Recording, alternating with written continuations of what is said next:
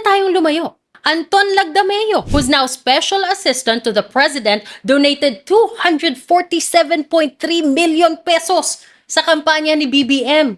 Mel Robles, who was eventually appointed General Manager of PCSO, donated 30 million pesos. Kung sa mga contractors lang, Mr. Rodolfo Hilot Jr. of Rudil Construction and Enterprises Incorporated donated 20 million pesos sa presidential campaign ni BBM and bagged 3.22 billion pesos worth of flood control projects and close to 10.78 billion pesos for a total of 227 projects for the same period of 2022 to 2025.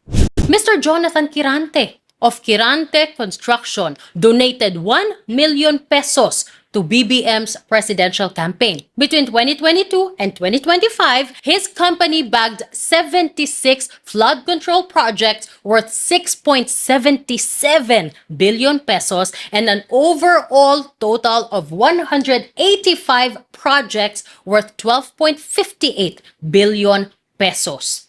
Jonathan is the nephew of Mr. Alan Kirante of QM Builders na kasama sa top 5 flood control contractors. For comparison, ang 888 na nasa top 15 list ni BBM may total flood control projects worth 6.38 billion pesos between 2022 to 2025 and a total of 9.67 billion pesos para sa lahat ng mga kontrata nila. Mas malaki pa ang nakuha ng Kirante Construction kaysa sa 888 pero wala sa top 15.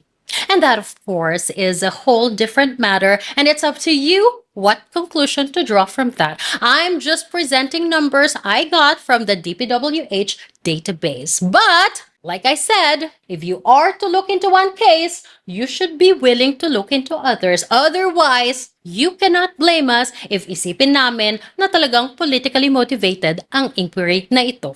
Not only is there nothing legally stopping Escudero's team from accepting the donation, he also declared it in his Statement of Contributions and Expenditures o SOCE. Doon pa lang, natanggal na yung element ng mali siya sa pagtanggap ng donation. I know it is in the mandate of Comelec na i-check yung katotohanan ng mga declaration ng mga kandidato sa SOCE nila. But honestly speaking, is there really a 100% accurate and honest SOCE? Doon nga lang sa mga naka-upload sa Comelec website mismo, ang dami-dami ng kaduda-duda eh. Yung NUP, backed by Ricky Razon, 92,864 ang declared na gastos na napunta sa rent ng headquarters. Walang nakalagay dito na natanggap na donation. Sino ba? Ang mga officers ng NUP. Ronaldo Puno, Romeo Acop, and Crispin Boying Remulla na ngayon ay ating ombudsman. I mean, baka naman, di ba? May attachment na kasama yung SOCE na yan. I don't know. This is just what's on the website of Comelec at pinapakita ko lang kung ano yung nakuha natin. Liberal Party, 2.85 million pesos ang tinanggap na cash contribution.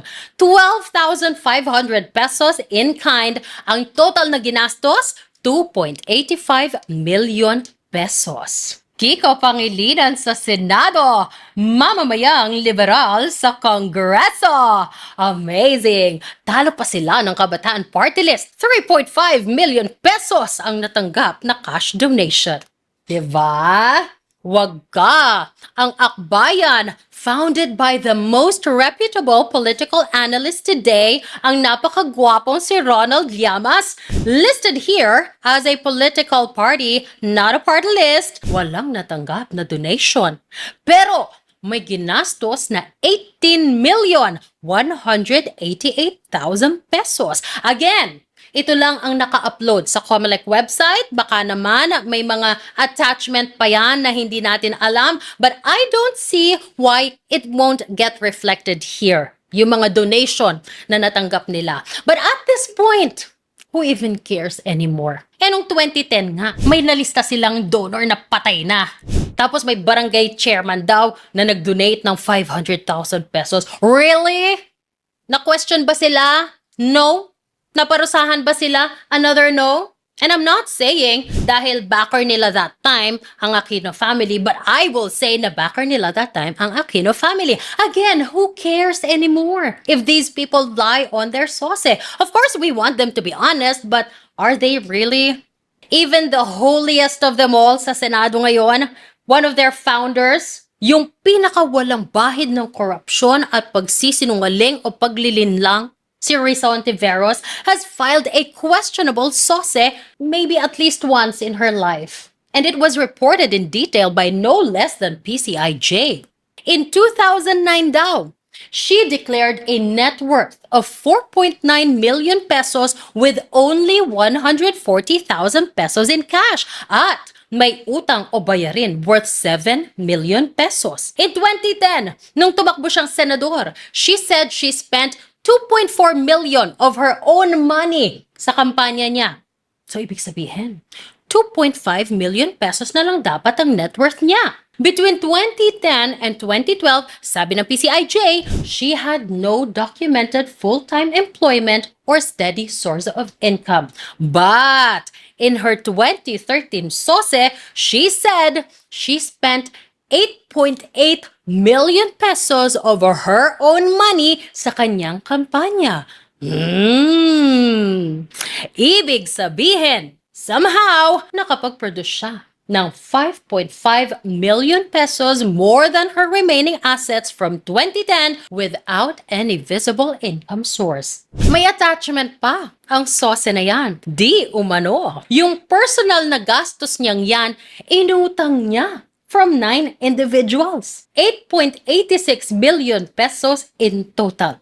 Inutang di umano sa mga kasamahan niya sa civil society that I can only assume hindi rin naman ganun mayayaman. Nagrarally nga dahil mahirap daw sila. Di ba? Walang may alam kung paano nila na-afford magpautang kay Risa.